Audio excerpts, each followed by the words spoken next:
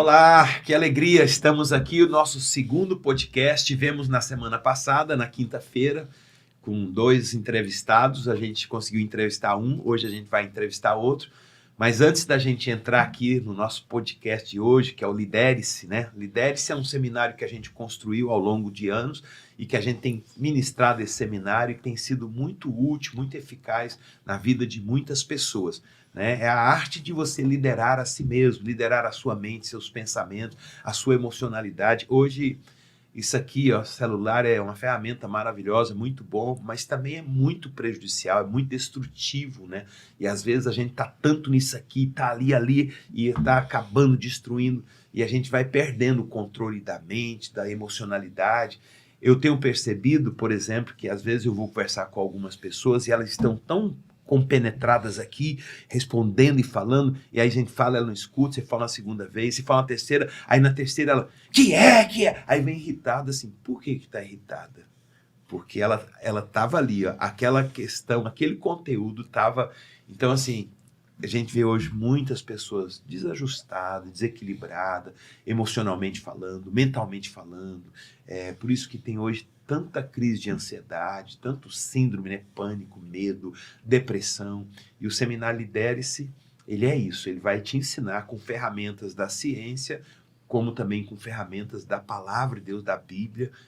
Tem um versículo em Hebreus que fala assim, porque a palavra de Deus, ela é viva e eficaz. Ela é mais cortante do que qualquer espada de 2 gumes. E ela penetra ao ponto de dividir alma e espírito, juntas e medula. E ela é apta para discernir os pensamentos e propósitos do coração do homem. Então a gente usa a palavra de Deus, a gente usa a ciência, eu uso muito material do psiquiatra Augusto Cury, né? E tem sido maravilhoso. Então é o seminário Lidere-se, que você tem aí nas nossas redes sociais, você tem na legenda o nosso canal do YouTube, tem aí o Instagram, e eu peço para você, vai lá, assista. Nós tivemos o podcast semana passada, eu entrevistei o Matheus, já ele vai falar aqui de novo conosco, e hoje nós vamos entrevistar a Suzana, mas vai lá, assista, dê o seu joinha lá, faça o seu comentário, e se possível, assine lá o nosso canal, né? O canal é novo, e eu preciso aí chegar a 1000 pessoas, tá faltando um pouco ainda, mas nos ajude aí, tá certo? Conta aí com a sua participação,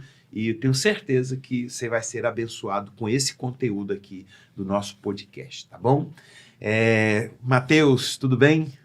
Tudo bem, tudo bem. Boa noite a todos, vocês que já estão assistindo o segundo episódio, né?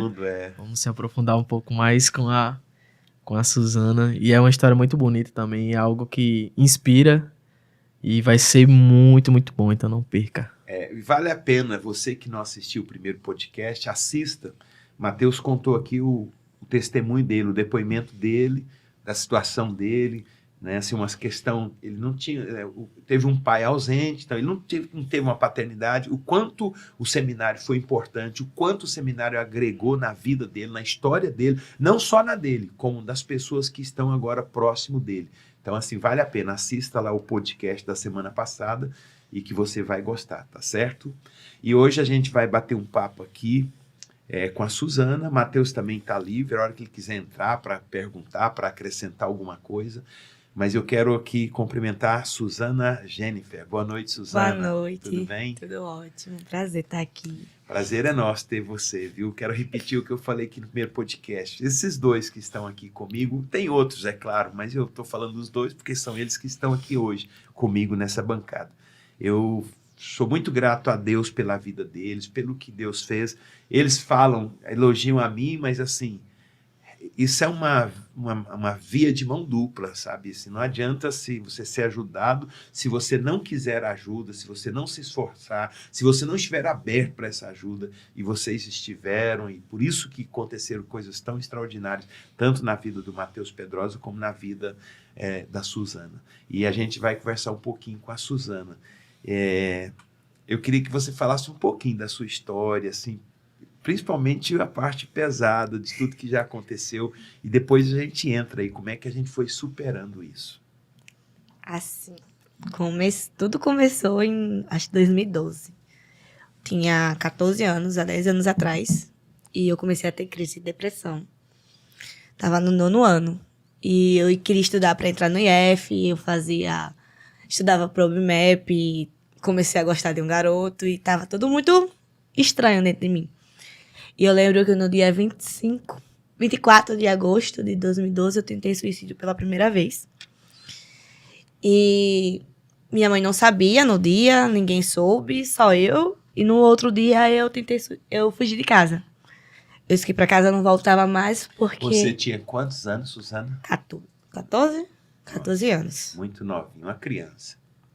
Aí eu fugi, voltei pra casa no mesmo dia, porque os pais da menina que me acolheram, fez eu conversar com meus pais. Eu lembro que quando meu pai chegou na casa lá, eu digo que foi meu primeiro encontro com Jesus, foi ali. Porque quando minha mãe chegou lá, eu não lembro do rosto da minha mãe, eu não lembro das pessoas que estavam ali. Eu lembro de um amor me envolvendo, dizendo que não era pelo que eu fazia, mas por quem eu era. E eu acho que foi a primeira vez que eu me senti amada por Deus e amada pelas pessoas, no qual eu não estava sentindo mais. E isso foi decorrente todo ano. Eu chorava, não me mutilava na época, mas tentei algumas vezes. Nessa época você não se mutilava, então Não quer cortava. dizer que você se mutilou depois, mais pra frente. Eu tentei, mas o nosso corpo ele tem uma resistência muito grande à dor. E toda vez que eu sentia uma dor, eu parava. Aí, durante o tempo, no outro ano, eu passei no IF, fui segundo lugar, entrei em mecânica, comecei o curso, maravilhosa. E foi um ano maravilhoso. Apesar que no ano eu completei 15 anos, meu avô faleceu um dia antes do meu aniversário, mas eu já estava mais estável emocionalmente, estava mais tranquila. E o ano foi continuando, 2014 foi tranquilo, 2015 aí começou tudo de novo. Aos 17 anos voltou uma oscilação de humor que eu não sabia de onde vinha, a pressão do IF, porque querendo ou não é uma escola que suga muito os alunos, e tudo me pressionava, eu ficava muito triste, eu ficava muito feliz, e era uma oscilação muito constante de humor. Eu não conseguia manter uma frequência boa, era uma frequência que me machucava bastante. E eu lembro que teve uma vez que eu fui para um retiro da igreja e eu tive uma experiência desastrosa. Naquele dia eu tive acho que foi uma das piores experiências que eu tive, foi naquele retiro, e eu saí de lá decidida que eu precisava de um psicólogo. Porque eu sabia que não era mais só questão espiritual. Uhum. Porque eu orei, eu pedi a Deus, e foi aí quando eu tinha 17 anos, eu conversei com minha mãe. Minha mãe estava fazendo educação física e tinha aulas de noção de psicologia. Uhum. E ela identificou que algumas coisas em mim não eram comuns. E eu também comecei a identificar isso em mim. Comecei a procurar na internet e vi várias coisas estranhas. Não, mãe, eu preciso de um psicólogo. Porque ele vai saber me direcionar. E há 10 anos atrás, porque faz 10 anos, né? Falar de depressão era... Assim, se hoje já não é fácil, já não tem tanta... As pessoas já não é tão aceito como uma doença, como uma patologia. 10 anos atrás era muito difícil. É verdade. E Até minha mãe procurou. aproveitando, Suzana, que infelizmente, né, quando a gente às vezes atende uma pessoa e você percebe que ela está um pouco descompensada, né? Eu estou falando aqui como psicólogo, né? Até outro dia eu fui atender uma pessoa e eu percebi que ele não estava muito legal, havia uma descompensação bem acentuada na mente, nas emocionalidades dele. E eu, como psicólogo, eu não poderia mexer ali, que eu ia piorar a situação daquela pessoa. E eu falei, você precisa procurar um psiquiatra. Ele não teve nenhuma resistência, não. Falou, não, eu já estou marcado, eu vou no psiquiatra. Mas a grande maioria das pessoas, elas resistem. Não, eu não sou doido, não, gente. Psiquiatra não é médico de doido. Embora ele pode cuidar de quem tem uma situação mental mais acentuada e mais grave. Mas ele não é médico de doido, ele é médico para todas as pessoas. Às vezes muitas dificuldades, muita luta, muito problema te descompensa. E o psiquiatra vai entrar para te dar uma medicaçãozinha que vai te tornar melhorzinho, vai compensar. Daí entra o psicólogo que vai poder te ajudar. Aí ele vai procurar dentro da sua história de família, da onde é que aquilo veio. E o fato de descobrir, só de trazer luz, já... Né? Então você veja, né? Ainda bem que a sua mãe tinha essa expertise e já te ajudou, né? E isso foi graças ao curso dela. Porque antes, eu dizia, tava chorando, ninguém chora por nada. Isso é frescura. Aí depois de um tempo, o conhecimento, mesmo, até a mesma Bíblia fala, né? Conhecereis a verdade vos libertará. E eu acho que isso é em todos os aspectos. Que às vezes o pessoal gosta de julgar, criticar. Eu escutei muito. Leva ela pra oração. Manda essa menina buscar mais a Deus. Eu sou cristã desde 7 anos e, sempre tive uma fé muito ativa. E também já começam a achar que é possessão demoníaca, né? Isso. Por muito tempo eu achei que eu tivesse alguma influência do mal espiritual. Você achava? Eu achava. Por que você achava? Porque era mais fácil. Eu digo com sinceridade. Experiência espiritual, se não fosse uma possessão, alguém colocava a mão na cabeça e eu estava liberta. Exatamente. Por muitas vezes eu pedi a Deus, que isso seja um agir do inimigo. E alguém vai orar e eu vou ser liberta. Deixa eu aproveitar isso aqui, Suzana. A gente vai continuar, mas quando eu conheci a Suzana, né, que eu tô aqui há 9 anos, 10 anos aqui em Natal, e assim, eu sou psicólogo, uma grande parte das pessoas que estão nos assistindo me conhece como bispo, pastor, né? E eu pastorei uma igreja, mas também sou psicólogo e atendo a parte, né, fora da igreja e acabo usando o pouco que eu aprendi da psicologia dentro da próprio pastoreamento, do cuidar, do apacentar, né, do acolhimento com as pessoas. E quando eu cheguei, aí eu passei a conhecer a Suzana e eu percebia que ela ficava agitada e algumas pessoas lá da igreja falavam, olha, corre lá que ela está possuída. E a primeira vez que eu fui, pensando que isso existe, mas eu percebi que não era. Fui com a minha esposa, eu percebi que era uma carência. Né? E aí eu percebi que sempre, quando às vezes eu chegava, a Suzana, ela entrava tipo nesse transe. E as pessoas que estavam mais próximo dela achavam que era uma questão de possessão. E não era. Então, como é que eu resolvia isso? Eu chegava lá, eu chamava ela, não sei se você lembra disso, eu e minha esposa, a gente chegava mesmo, tocava nela, Suzana, ela voltava ao normal, a gente tá aqui com você, a gente ama você, você é importante, viu? Você é uma pessoa muito especial, viu? Então a gente começava a jogar ela para cima. Por quê? Porque a gente começou a perceber que havia uma autoestima baixa e havia uma carência muito acentuada, e essa carência levava ela. E a gente foi trabalhando isso e a coisa foi dando certo, né? E depois eu volto para você contar, porque teve situações pesadas. E eu quero só aproveitar essa parte e eu quero ler um texto aqui. Eu gosto muito desse texto. Eu gosto tanto desse texto que eu tenho vontade de escrever um livro só para tratar desse assunto aqui. Ele fala assim, vou ler um texto da Bíblia, do livro de Mateus, o capítulo 12, do verso 43 ao 45. São só 3 versículos. Fala assim, quando o espírito imundo sai do homem, anda por lugares áridos procurando repouso, porém não encontra. Por isso diz, voltarei para a minha casa. Olha que interessante. O texto começa assim, quando o espírito imundo, espírito do mal, um espírito das trevas, demônios, ele sai de um homem, anda por lugares áridos, procurando repouso, porém não encontra. Por isso ele diz, voltarei para minha casa. Ele chama aquele homem que é a casa dele. Ele considera que aquela vida é uma casa. Preste atenção nessas coisas. Voltarei para minha casa, onde saí. E tendo voltado, a encontra vazia, varrida e ornamentada. Esse é um problema. Nós somos uma casa, a nossa vida é uma casa. A Bíblia fala isso. Né, que é Deus quem edifica a nossa casa, é Deus quem guarda a nossa casa. Nossa vida é uma casa. E uma casa, ela não é construída para ficar desabitada. Ninguém constrói uma casa para ficar vazia. A gente vê muito aqui no nosso país, em todos os lugares, às vezes constrói lá aqueles apartamentos e deixa lá, daí um pouquinho invadem. Uma casa não pode ficar vazia. Ou Deus habita nela, a palavra de Deus, a presença de Deus, ou as forças do mal vai tentar habitar naquela casa.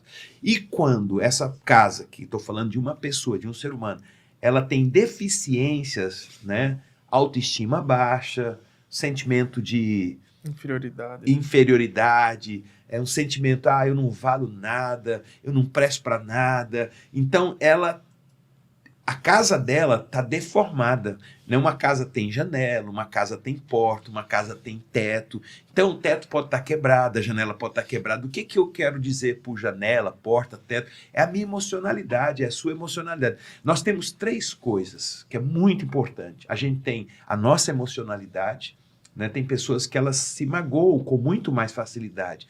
Então, é alguma coisa naquela casa que está estragada e precisa ser corrigida. E não adianta querer tirar o mal se a casa está estragada. Porque o mal vai voltar. E pior, ele volta. Olha o que diz aqui, ó. Voltarei para minha casa, de onde saí, e tendo voltado, a encontra vazia, varrida e ornamentada, e então vai e leva consigo outros 7 espíritos piores do que aquele. E o estado, e entrando, habita ali. E o último estado daquele homem torna-se pior do que o primeiro. E ele termina dizendo assim, assim também acontecerá a esta geração perversa. Olha que coisa. Então, assim, não adianta tirar o mal, tem que arrumar a casa. Eu tenho pessoas que chegam, não, se o senhor orar, ele vai ficar liberto. Não, eu tenho que arrumar essa casa primeiro. E a casa, ela tem 3 coisas básicas. Ela tem, eu não vou falar na ordem certa, não. Ela tem a emocionalidade. O que é emocionalidade? É a minha emoção, é o meu psique, é a minha mente. Né? Tem gente que qualquer seta na mente ela já desequilibra, ela tem uma emocionalidade fragilizada. Então a primeira coisa, emocionalidade. Segunda, o caráter do indivíduo.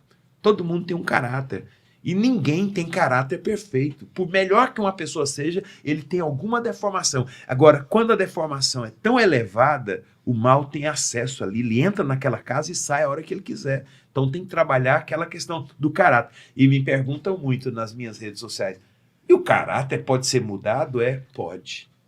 É fácil? Não, mas pode ser mudado. A gente tem na história bíblica vários homens, tem um homem que chamava Jacó, o nome Jacó quer dizer suplantador, enganador, mentiroso, caloteiro, e ele o era, mas Deus entrou na história daquele homem e foi mudando no decorrer dos anos e transformou ele de um Jacó para um Israel. E Jacó é isso, suplantador, enganador, caloteiro. Israel, príncipe de Deus. Deus mudou de tal forma a emocionalidade e o caráter de Jacó que ele foi conhecido agora como um príncipe de Deus. Deus não fez você um Jacó, Deus fez você um príncipe. Pode ser que você esteja vivendo como um Jacó, mas o projeto inicial e o plano de Deus é que você seja Israel, um príncipe de Deus. Não é? Então, eu estou mostrando esse texto para mostrar o quão é importante a gente cuidar da nossa emocionalidade, primeira coisa, do nosso caráter e da nossa espiritualidade. Uma casa não pode ficar vazia. Ou Deus habita. Por que o espírito ele tem que habitar numa pessoa? Olha isso aqui, eu termino para voltar aqui para a Suzana. Nós vivemos no mundo físico, no mundo material. Aqui, eu estou aqui pegando numa mesa, estou aqui pegando num copo, preciso beber água que eu tenho sede. Mundo físico, mundo material. Espíritos, eles não são materiais, eles são espíritos. O próprio Deus, ele habita nas pessoas. E é através das pessoas que ele vai ajudar outras pessoas. Deus não vai descer do céu e aparecer para alguém. Se ele aparecer, a pessoa fica louca. Então não vai, ele vai fazer através de mim. Eu posso ser um instrumento de Deus, como eu posso ser um instrumento do mal. Quem decide sou eu. E eu decidi há 40 anos atrás. Eu sou um instrumento de Deus do bem. Né? Então o espírito, ele para ter legalidade, ele precisa do corpo. A mesma coisa, o próprio Deus que estabeleceu a regra, ele obedece à regra. Só que há uma diferença entre Deus e o mal. Deus, está escrito lá em Apocalipse, ele fala assim, eis que eu estou à porta e bato. Se alguém, tem 2 coisas aqui, se alguém ouvir a minha voz, entrarei, cearei com ele e ele comigo. Ele vai ter uma paz, ele vai ter uma coisa que, nossa, é inexplicável, só você vivenciando isso, não dá para explicar. Então você precisa ouvir, Deus está sempre batendo. Agora, um podcast desse, uma palavra dessa, pode ser Deus batendo na porta do seu coração, dizendo, abre essa porta, deixa Deus entrar, deixa Ele trazer paz na sua vida. Pode ser agora, essa minha fala aqui pode ser Deus batendo, me usando e batendo na porta do seu coração. Agora, o mal não, ele não tem esse cavalheirismo. O mal, Deus, ele tem um princípio, que é o princípio do livre-arbítrio. Ele só faz alguma coisa em você se você permitir. O mal não tem livre-arbítrio. Ele vai tentar fazer. O mal, ele não bate, ele quebra a porta, ele chuta a porta, ele espanca a porta.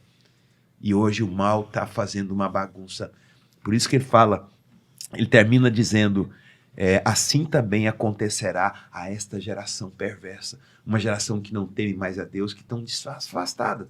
Bom, eu queria só trazer isso aqui porque eu acho importante. Então a Suzana, ela achava que ela estava com problema espiritual. Eu não estou dizendo que não tinha, mas o básico dela não era o problema espiritual, era a casa que estava deformada, precisava ser ajustada. O que essa casa precisava? De alguém que acolhesse. Quando eu falo alguém, não é uma pessoa não, porque ela é acolhida por uma igreja toda, por tantas pessoas que a amam, o pai, a mãe que foi entendendo, todo mundo, né? Hoje ela é super querida lá na igreja. Nossa, eu fico assim, vibrando quando ela sobe lá, que vai dar um aviso, que vai falar, caramba, que isso, eu assim me emociono, falo, caramba. Então é exatamente isso, foi acolhida, ela sabe o valor. O que a gente ajudou a Suzana a entender que ela tem valor, que ela não é qualquer pessoa, né? Que ela não precisa ficar se cortando como ela se cortava, que a dor que ela tinha está sendo arrancada totalmente. E hoje ela é um instrumento que está ajudando outras pessoas. Mas eu quero voltar para você continuar o seu depoimento.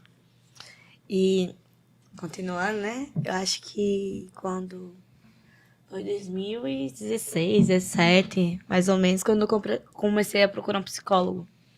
Na verdade, um pouco depois. Eu procurei um psicólogo e eu acho que 6 meses depois a psicóloga chegou para mim e disse, Suzana, existe uma área que a psicologia ela vai, mas existe uma área que somente a psiquiatria vai. E você já chegou nesse nível, nesta área, e eu lhe aconselho a procurar um psiquiatra. Aí eu procurei um psiquiatra, comecei a ser acompanhada pelo psiquiatra. Comecei tomando um remédio, carbonato de lítio, que é o que geralmente eles usam como remédio base para borderline. Eu fui diagnosticada com transtorno de personalidade borderline, onde o estado que mais se acentuava em mim era o da depressão.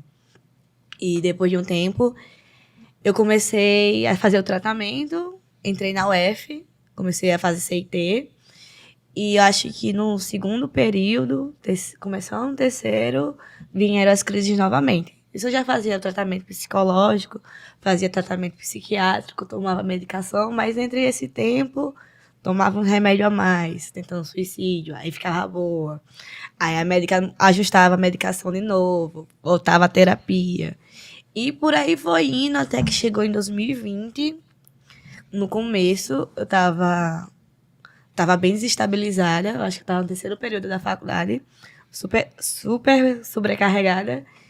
E eu fazia natação na época, e eu lembro que eu já estava tomando medicação, já estava sendo bastante acompanhada. E eu tive uma crise onde eu tomei medicamento forte. Minha mãe chegou em casa e minha mãe percebeu que eu estava um pouco desorientada e me levou para o psiquiatra.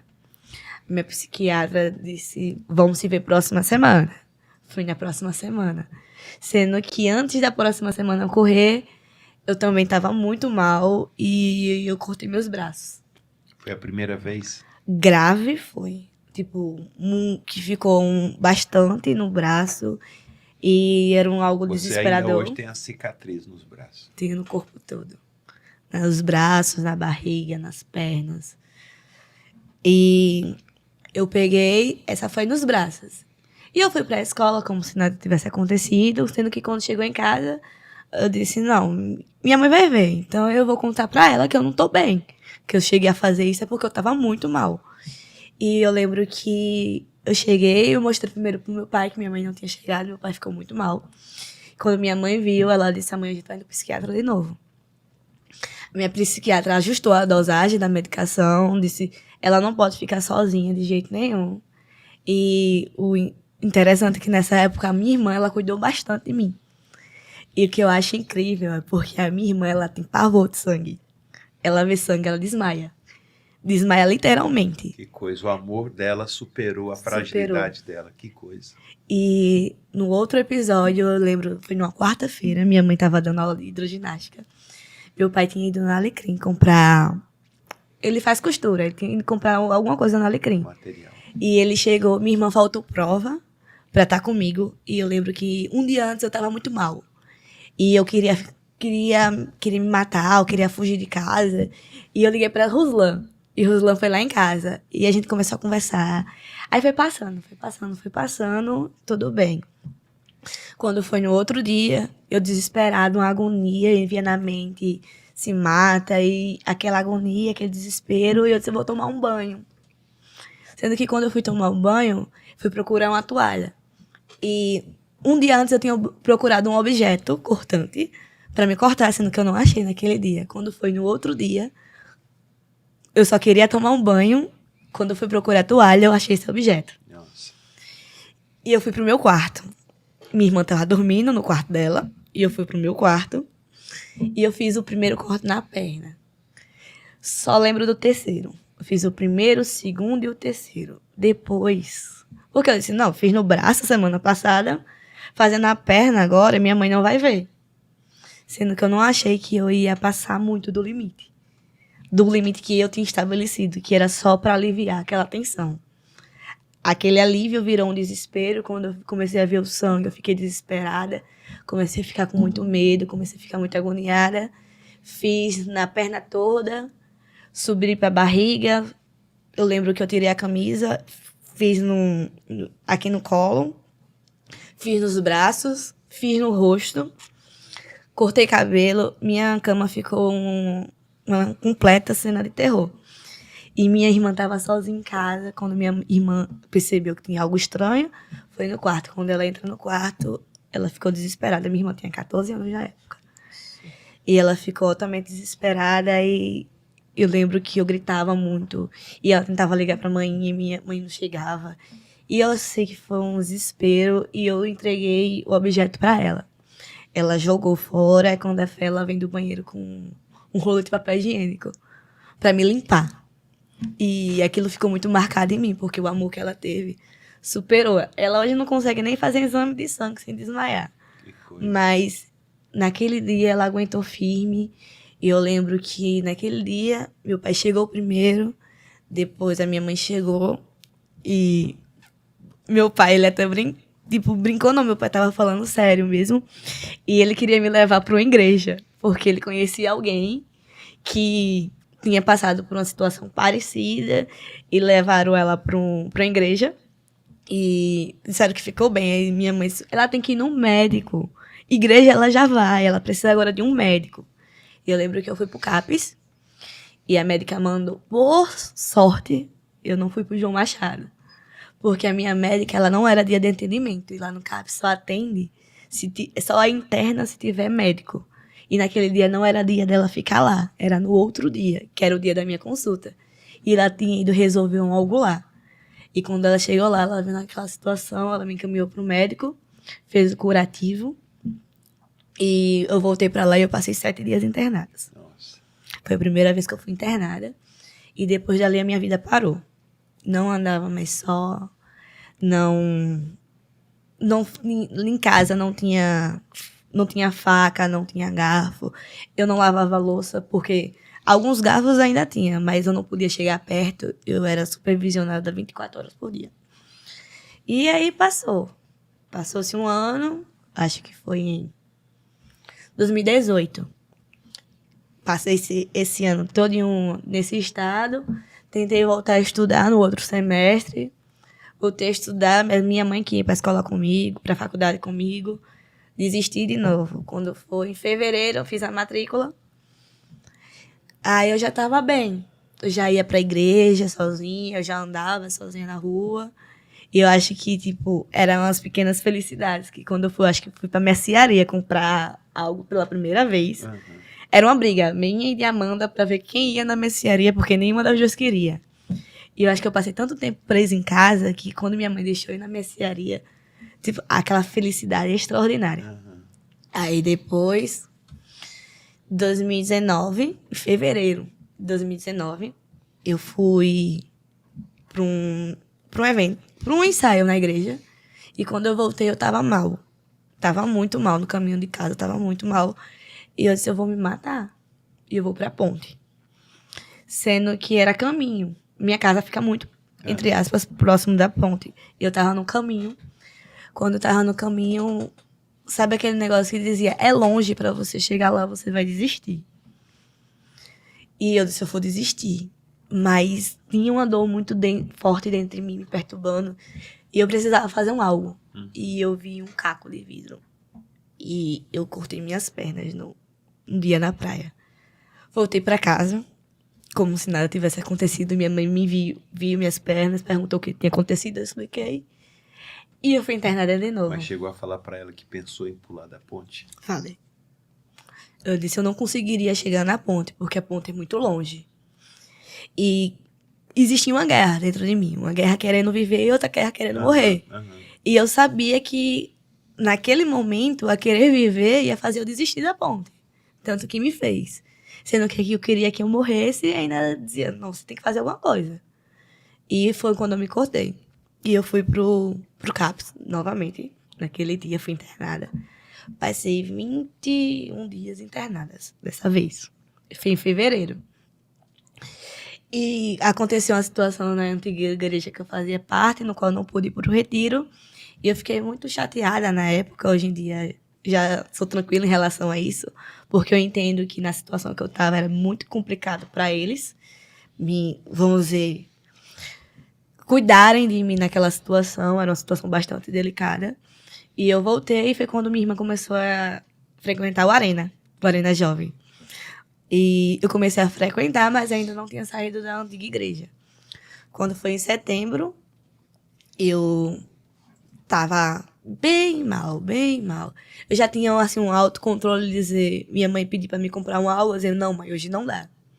Porque se eu for, eu não volto. E já tinha dias dizendo, não, mãe, dá pra mim ir. Eu ia e voltava. Sendo que nesse dia eu tava decidida a morrer. E foi em setembro, eu fui pra ponte. Eu tava com meu pai perguntou, filhinha, dá pra você comprar um refrigerante? E eu tava muito mal, e eu disse, dá pra mim comprar um refrigerante. Eu me lembro que ele deu uma nota de R$20 e eu andei. Passei da mercearia, fui pra praia. Fui pela beira da praia e fui andando até chegar na ponte. Subi na ponte, e eu lembro que eu subi na grade da ponte. Eu olhei pra baixo e eu disse, aqui ainda tá abaixo. E tinha uma fé muito grande em Deus ali em mim, que dizia que se eu me jogar, o máximo que eu vou fazer aqui é quebrar as pernas. Porque se Deus não deixou eu morrer até agora, não é agora que ele vai deixar. Eu preciso ver o mar. Porque pelo menos afogada, eu vou morrer, porque eu não sei nadar. E eu fui de novo, subi a grade. Eu olhei pra baixo e disse, não, aqui ainda tá muito baixo. Eu preciso de mais alto. Quando eu tava subindo mais alto, veio um sentinela na época e ele me abraçou. E não deixou eu subir. Eu subi de novo e eu lembro que eu comecei a chorar. E chegou a guarda municipal. Tentativa de suicídio é internamento. Leva pro João Machado. E eu nunca quis ir pro João Machado. Nunca, nunca quis. Nem minha família nunca quis. João Machado é o hospital psiquiátrico público aqui do Rio Grande do Norte. E eu nunca quis ir pra lá. Porque era um ambiente muito ruim. E eu lembro que a guarda municipal chegou lá. A guarda municipal chegou. Eu não sei como é que eles associaram que ia ter alguém ali, porque chegou bem na hora onde o sentinela me abraçou. E por coincidência, o meu pai percebeu que eu estava demorando muito e foi pra ponte. Foi a guarda municipal chegou, meu pai chegou ao mesmo instante. E meu pai explicou a situação, disse que eu já fazia tratamento. Outra coincidência, o menino que trabalhava na guarda municipal conhecia a irmã do meu pai, que a gente se conheceu umas semanas antes. Não foi coincidência, foi Deus que cooperou para aquela situação. E eu fui pro CAPS. Não podiam me internar porque estava sem médico. E eu fiz um trato com a enfermeira de lá, que já me conhecia. Eu disse, olha, é o seguinte, eu não quero ir pro João Machado, por favor, não me deixe pra lá. Eu prometo que amanhã eu volto. Amanhã eu vou voltar. E ela disse, se você não voltar, o que a gente faz? Eu disse, você pode me encontrar onde for e você me interna onde você quiser, mas por favor, não deixe pra mim lá hoje. Voltei pra casa, se minha mãe não tinha chegado em casa ainda. E uma semana antes, eu tinha corrido de casa. Estava conversando com minha mãe, minha irmã e Ruslan, em casa, na cozinha. E eu surtei e saí correndo. O Rosinho correu atrás de mim, me segurou. Minha mãe correu atrás de mim, me segurou. E eu tava histérica, tava batendo neles. E minha mãe me segurando. E eu olhei pra minha mãe e disse: a senhora não confia em Deus? Se a senhora confia tanto em Deus, por que a senhora não deixa eu ir? Porque se for da vontade de Deus, eu não vou morrer. Aí eu lembro que ela falou a seguinte frase: enquanto eu puder fazer, eu vou fazer. E você não vai. Aí ela me levou pra casa, me segurou, o Rosinho me segurou. Ela me deu remédio pra dormir, eu dormi. Eu lembro que quando eu cheguei em casa, meu pai olhou pra cara. Minha mãe chegou em casa, meu pai olhou pra minha mãe e disse: olha, vai ter que ser internada. Foi pra ponte. Minha mãe chegou pra mim e disse: eu não disse pra você que quando eu não puder fazer, quando eu puder fazer, eu faço. Mas quando eu não puder fazer, Deus ele faz por mim. E você não morreu porque o Deus que eu sirvo está lhe protegendo. E eu fui internada de novo. Passei mais... Mas não no João Machado. Não, no João Machado, eu fui pro CAPS. Passei 22 dias internada lá no CAPS. E como é que você conseguiu sair disso? Eu acho que a questão... Deus, principalmente, acima de tudo, mas além de Deus, existem pessoas que estavam ao meu lado. Porque quando eu estava internada, nesse período de setembro, foi época de revisão de vidas. Meu tio ia fazer a revisão, no dia ele deu um perdido para minha mãe, disse que não sabia se era. E eu lembro que eu tinha ido na igreja. Minha médica liberou eu ir na igreja com minha mãe para levar meu tio para revisão, para levar ele para o ônibus. E eu lembro que todo mundo que estava ali perguntava se eu queria fazer a revisão de novo. Eu dizia: pessoal, estou internada. A médica só me liberou para me vir deixar meu tio. Eu tenho que voltar para lá. E o pessoal: não, Suzana, mas vai ser bom demais para você. Vai ser importante você ter esse momento com Deus de novo. E a galera, todo mundo, eu disse: mas tem a inscrição, tem que pagar a inscrição. Só para o pessoal entender que revisão de vida é um evento que a gente tem na igreja e ele acontece sexta-noite, vai para um acampamento, sexta-noite, sábado, o dia todo, à noite, e no domingo, e volta do domingo já direto para a igreja. É um evento muito, muito forte. E tem um valor de inscrição, né? Eu disse: gente, minha mãe não tem esse valor. A gente arranja, Suzana, isso não é problema, não. Acabou que eu relutei, não fui. Mas aquele dia ele ficou bastante marcado na minha vida. Porque eu vi que tinha pessoas que estavam dispostas a pagar um preço para cuidar de mim. Porque eu me olhava naquela situação, só minha mãe, minha irmã e meu pai, para realmente me aguentar. Que tinha dia que realmente nem eu me aguentava. E as pessoas, elas estavam lá, me acolhendo, cuidando de mim. Eu lembro que a primeira visita que eu recebi da minha líder, Nayara, foi no CAPS. Minha mãe chegou para ela e disse: não, você não precisa ir lá. Porque, querendo ou não, é um ambiente delicado. Hostil, e né? ela disse: não, eu vou lá conversar com ela. E ela foi lá, conversou comigo. Não lembro o que foi conversado, mas eu lembro que ela estava lá comigo. E depois disso eu fui muito acompanhada por todo mundo. Eu lembro que tiveram vezes que eu tive surtos na igreja e ninguém olhava estranho para mim. Ninguém me tratava indiferente pelo problema que eu tinha. E eu acho que isso ajudou bastante. E uma decisão, porque é muito fácil se entregar. No livro, ele fala, né, que a gente ou tá na plateia ou tá no palco. E tá no palco é muito difícil. Requer um esforço muito grande. Sendo que eu via que eu ia sofrer de qualquer maneira. Ou ia sofrer sendo dominada pelas minhas emoções, ou ia ter que pagar um preço para dominar elas. E teve meus líderes que me acompanharam, teve o senhor, a bispo, o pastor, que sempre estiveram do meu lado. E eu acho que esse acompanhamento junto com uma decisão de mudar. Porque às vezes eu chego para minha mãe, tem pessoas que eu conheço na mesma situação que eu estive. Assim, mãe, a pessoa é cristã, a pessoa conhece a Deus e vive da mesma maneira. E porque comigo foi diferente. Aí minha mãe: porque você decidiu. Você quis mudar. Exatamente. Eu lembro que no dia teve um seminário, Lidere-se, e sobre dominar, né? Sobre querer estar no palco da sua vida. Sobre querer conduzir a própria vida. E eu peguei, tem até uma foto segurando o certificado, e uma amiga da minha mãe chegou e disse: como Deus fez na vida dela. Aí ela disse: foi Deus. Mas segundo, foi uma decisão dela. Porque durante 10 anos Deus estava lá do meu lado. Claro. Mas quem decidiu Exatamente. foi eu. É aquilo que a gente falou no podcast passado, que Deus ele tem um princípio que ele estabeleceu e ele mesmo submete ao princípio que ele estabeleceu, que é o princípio da livre-arbítrio. Então, assim, Deus não pode fazer uma coisa na sua vida se você não quer que ele faça. Então, você precisa querer, você precisa ir atrás disso, né? E foi o que aconteceu. E, mais uma vez, como também da semana passada do podcast, o acolhimento, né? Ver que todos nós, quando a gente é acolhido, né? Como você foi abençoado por tantas pessoas, além da sua família, pelas pessoas da igreja que acolheram você, né? Tiveram várias pessoas que Quanto me tempo acolheram. tem que você superou, que você nunca mais teve? Quanto tempo tem? 2 anos. 2 anos.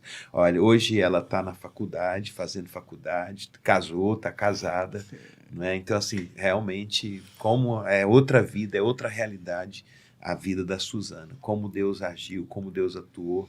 E como ela fala, ela lutou. O livro do Augusto Cury, ele fala muito sobre isso. Ele faz uma figura lá de um anfiteatro, né? Então, o anfiteatro ele tem 2 lugares. Ou você está no palco dirigindo a sua vida, ou você está na plateia assistindo a sua vida ser dirigida pelo sistema. Então, é uma decisão de sair da plateia e ir para o palco. Eu vou tomar as rédeas da minha vida. Foi o que Suzana fez, não é isso? É isso. Maravilha. É encantador, assim, ouvir isso. Pode falar, Matheus. Tem algo muito, muito, muito importante que a Suzana... O que aconteceu naquele momento que Suzana subiu lá na ponte. O rapaz que abraçou Suzana teve uma época que abriu uma célula, e aí esse rapaz que ela abordou, vamos lá pra célula, um momento de palavra, tudo, era o cara que abraçou ela lá em cima da ponte. Exatamente. Ele salvou a Suzana uma vez, a Suzana salvou ele. Maravilha. A gente precisa chegar aqui ao finalzinho do nosso podcast, mas eu quero finalizar aqui deixando a Suzana falar com você e depois eu passo para o Matheus também e aí eu fecho o nosso podcast. Foi um prazer estar aqui e eu espero que tudo isso que eu passei sirva para que outras pessoas elas não precisem passar por tanto tempo. Eu costumo dizer para minhas discípulas que o que eu vivi em 10 anos é para que elas possam viver em menos. Isso aí. Que elas possam tomar o controle da vida delas, das emoções delas e entender quem elas são em Deus. Porque quando a gente entende qual é o nosso propósito, o porquê a gente nasceu, porque Deus ele nos colocou aqui, tudo se torna mais leve, tudo se torna mais fácil. Maravilha. Obrigado, Suzana, Matheus. Eu que agradeço, foi muito forte, né, esse podcast dessa semana. A Suzana é uma história de muita superação, né, a gente acompanhou ela e viu o quanto Deus fez na vida dela, casou, tá aí quase formada, não é isso? Mais da metade do curso. Tá chegando, chegando, vai chegar lá. Mas o que Deus faz quando a gente tá proposto a querer isso, a querer ser ajudado, a querer ser transformado, a querer ver a nossa vida realmente ser mudada, né? O Senhor falou, a gente ouviu a voz dele, permitiu que ele entrou e ele sentou e saiu conosco. É isso aí. E eu quero só lembrar, incentivar você, aí embaixo você tem nossos endereços, tem do YouTube, tem também do Instagram. Vai lá, curte, assista o podcast da semana passada, né? A gente vai estar aqui toda quinta-feira com um podcast com um depoimento novo e falando um pouquinho para você sobre o seminário Lidere-se. Eu quero concluir hoje, fechar, enquanto Suzana falava, me veio muito forte aqui 2 versículos de Salmos, o Salmos 34, versículo 4 e versículo 5, que eles dizem assim, o 34, 4 e 5, ele fala assim: invoquei o Senhor, o salmista falando, ele fala, eu invoquei o Senhor, ele me acolheu e livrou-me de todos os meus temores, não é? É isso que aconteceu com a Suzana, ela buscou a Deus, ela o invocou, ele acolheu e ele a livrou de todos os temores que a atormentavam e que às vezes até levou ela a tentar tirar sua própria vida. Então Deus é um Deus fiel e ele é um Deus de acolhimento, ele sempre nos acolhe. Olha que interessante, né? Mesmo ela, havia uma guerra dentro dela. Havia uma parte dela que queria viver, mas havia uma parte que queria destruir a vida dela. E mesmo dentro desse contexto aí, dessa confusão, Deus estava ali guardando, protegendo, sempre mandou a pessoa certa na hora certa, até que ela tomou a decisão e falou, não, eu preciso sair da plateia e assumir o palco da minha vida, da minha emocionalidade. E ela foi acolhida. Deus sempre acolhe. E o texto fala, ele me acolheu e livrou-me de todos os meus temores. Deus, ele quer acolher você. E o versículo 5, ele fala assim, ó, contemplai-o. Né? É o 34, verso 4 e 5. Verso 5 ele fala assim, contemplai-o e sereis iluminados e o vosso rosto jamais sofrerá vexame. Contemplar a Deus, o que é contemplar a Deus? É dar a Deus o que lhe é devido, a grandeza dele, a honra dele, glorificá-lo, entronizá-lo, exaltá-lo, saber que há um Deus que é maior do que tudo, do que os nossos problemas. E quando eu glorifico, quando eu exalto, ele fala assim que a gente vai ser iluminado e nós jamais iremos passar por vexame. Então assim, contemple a Deus, busque esse Deus, ele vai acolher você, tá certo? Passe lá nas nossas redes sociais, deixa lá o seu like, o seu comentário, se possível, nos siga aí pelo Instagram e também se torne um inscrito lá no nosso YouTube, porque isso vai nos ajudar bastante, tá bom? Estou encerrando aqui, agradecendo o Matheus, a Suzana, obrigado ao Jean, e na próxima semana estaremos juntos aqui com a Ana Beatriz, tá bom? Um abraço, Deus abençoe você, tchau.